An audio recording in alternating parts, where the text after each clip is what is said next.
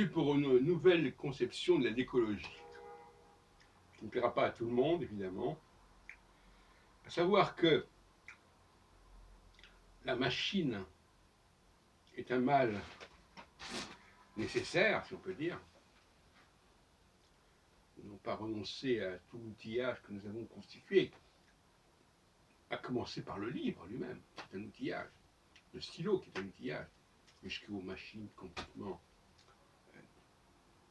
sophistiquées qu'on peut imaginer, qui d'ailleurs continueront à se développer. Donc ça, c'est impossible. Par contre, il faut comprendre que la machine nous a servi et nous diminue d'une manière ou d'une autre. Et il me semble qu'il faut préserver une partie de l'humanité de ce mal. Certains diront, on pense au jugement de Salomon, que ce mal, il doit s'imposer à tous. Et qu'il n'y a pas de raison que certains échappent à ce mal. Certains diront, pourquoi est-ce que telle catégorie de population échapperait à l'empire de la machine, serait préservée de cet empire. Ça, c'est une sale mentalité de penser comme ça. Parce que l'humanité est un tout, justement. Et dans un tout, le fait que ce soit un tout, je veux pas dire que tout, dans ce tout, soit égal. Donc notre corps est un tout, mais tout n'est pas égal. Une main, c'est pas un cerveau. Une main, c'est pas un œil, etc. Donc là, il y a une espèce de sophisme. Ce qui fait partie du tout doit être identique et doit avoir le même statut.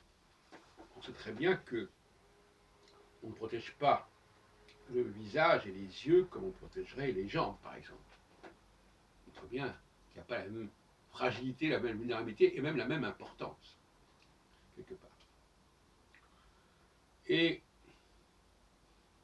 j'ai développé l'idée selon laquelle certaines populations devaient échapper à cela. Ce qui rejoint par certains côtés la notion de dérogation qui concernait la noblesse française jusqu'à la Révolution, peut-être avant ou après, je ne sais pas.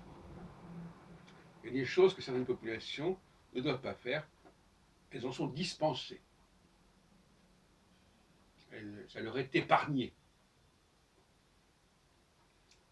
Quand on pense des choses comme cela, ça permet d'apprécier tout le mérite de ceux qui font certaines choses.